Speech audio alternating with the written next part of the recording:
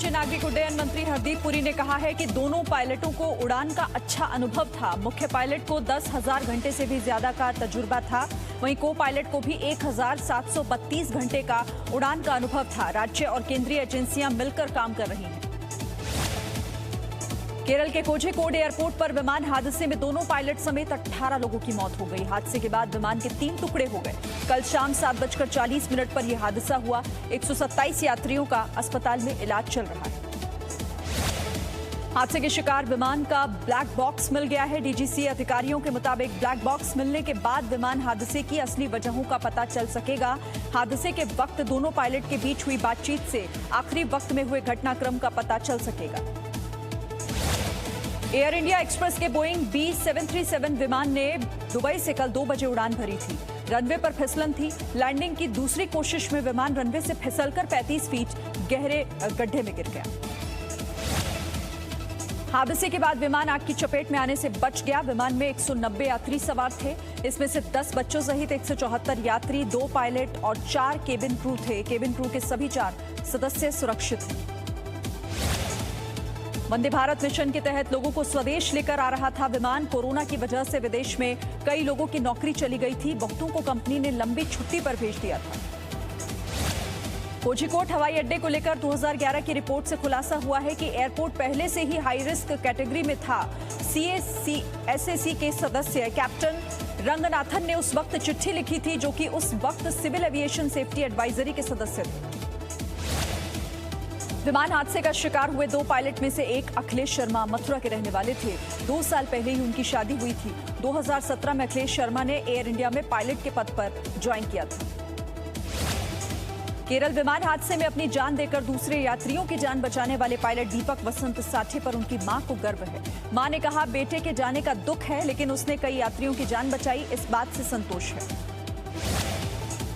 विमान हादसे पर राष्ट्रपति कोविंद और प्रधानमंत्री नरेंद्र मोदी समेत देश की कई बड़ी हस्तियों ने शोक जताया। प्रधानमंत्री नरेंद्र मोदी ने केरल के मुख्यमंत्री P. विजयन से फोन पर बात की और हालात की जानकारी ली।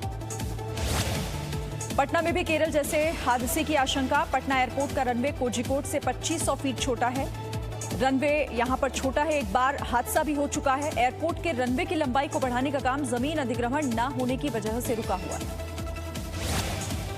देश में कोरोना वायरस से संक्रमितों की संख्या 20,88,000 से भी ज्यादा हुई।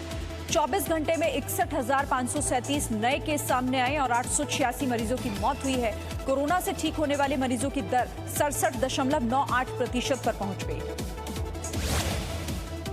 आज यूपी के मुख्यमंत्री योगी आदित्यनाथ ने नोएडा सेक्टर 39 में 400 बेड के कोविड अस्पताल का उद्घाटन किया। नोएडा के इस कोविड अस्पताल में फिलहाल 180 बेड शुरू किए जा रहे हैं। सीएम योगी ने अधिकारियों के साथ नोएडा में कोरोना के बढ़ते मामलों पर बैठक भी की। वाराणसी के BHU कोविड वार्ड में मरीज का हंगामा। बदइंतजामी का विरोध करने पर अस्पताल स्टाफ पर मारपीट का आरोप लगाया। मरीज के रिश्तेदार से भी धक्का मुक्की। पुलिस में लिखित शिकायत दर्ज कराई गई। दिल्ली में कोरोना वायरस के संक्रमण की रफ्तार कम हुई है। पिछले 24 घंटों में दिल्ली में कोरोना संक्रमण के 1192 नए केस मिले। इसी दौरान 23 लोगों की मौत हो गई। 1108 लोग इलाज से ठीक हो चुके हैं। दिल्ली में कोरोना से ठीक होने वाले मरीजों की दर 89.84% हुई।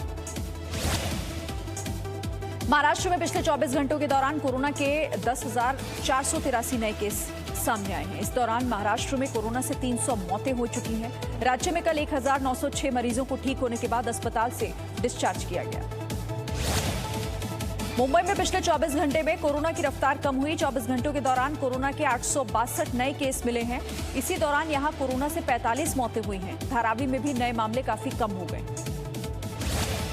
लद्दाख में सीमा विवाद को लेकर भारत चीन के बीच एक और वार्ता शुरू। इस बार भी दोनों देशों के बीच मेजर जनरल स्तर की बातचीत हो रही है। लद्दाख के दौलत बेग ओल्डी में बातचीत की जा रही है। चीन से जारी सीमा विवाद के बीच सेनाध्यक्ष मनोज मुकुंद नरवणे का अधिकारियों को आदेश, हर परिस्थिति के लिए तैयार रहें। सूत्रों के मुताबिक जनरल नरवणे ने सेना के फील्ड कमांडरों से कहा, उच्चतम कार्रवाई की पूरी तैयारी रखें। नियंत्रण रेखा पर भारत की जवाबी कार्रवाई में पाकिस्तान को भारी नुकसान पहुंचा। पीओके में आतंकियों के लॉन्च पैड्स को निशाना बनाकर हमला किया गया, जिसमें कई इमारतों को नुकसान के साथ आतंकियों को भी भारी नुकसान हुआ। जम्मू कश्मीर में नियंत्रण रेखा के पास पाकिस्तान की ओर से गोलीबारी की गई, जिसमें 65 साल के एक बुजुर्ग की मौत हो गई। मेंढर इलाके में नुकसान हुआ है। कल भी पाकिस्तान की ओर से गोलीबारी की गई। अमेरिका के विदेश मंत्री माइक पॉम्पियो से बातचीत के एक दिन बाद दुनिया के 5 विदेश मंत्रियों की वर्चुअल बैठक। भारत के विदेश मंत्री एस जयशंकर के साथ ऑस्ट्रेलिया, अमेरिका, इजराइल, ब्राजील और दक्षिण कोरिया के विदेश मंत्रियों ने चर्चा की। जम्मू कश्मीर के पूर्व उपराज्यपाल जीसी मुर्मू देश के नए सीएजी बन गए हैं। राष्ट्रपति रामनाथ कोविंद ने जीसी मुर्मू को पद और गोपनीयता की शपथ दिलाई। उपराष्ट्रपति और प्रधानमंत्री नरेंद्र मोदी भी समारोह में मौजूद रहे। सुशांत खुदकुशी मामले में रिया चक्रवर्ती का भाई ईडी के दफ्तर पहुंचा। सुशांत के दोस्त सिद्धार्थ पैठानी से भी प्रवर्तन निदेशालय पूछताछ करेगा। कल रिया से करीब 9 घंटे पूछताछ हुई थी।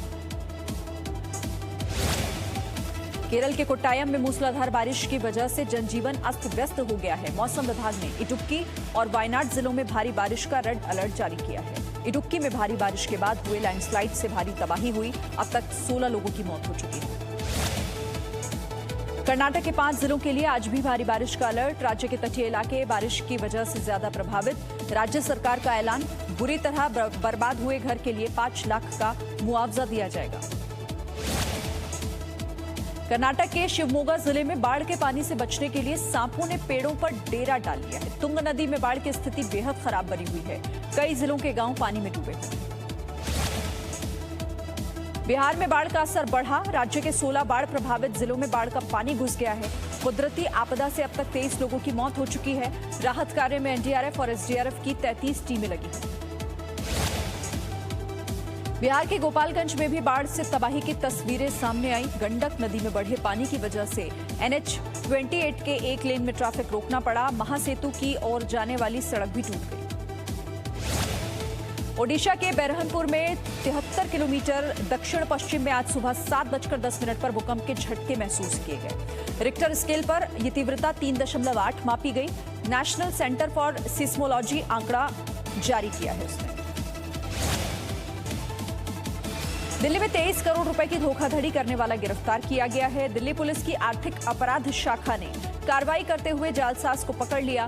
फर्जी फॉर्म बनाकर लोगों से ठगी करता था। अमृतमान निजी बैंकों के लिए लोन एजेंट का भी काम करता था। दिल्ली दंगों में गिरफ्तार आरोपी शादाब अहमद से हुई पूछताछ में बड़ा खुलासा हुआ है। दंगों के आरोपियों ने पुलिस से बचने के लिए प्लान तैयार किया था। हथियारों के सीक्रेट कोड भी रखे गए थे। आगरा में बच्चे की खिड़की से बांधकर पिटाई का एक वीडियो वायरल हो गया है।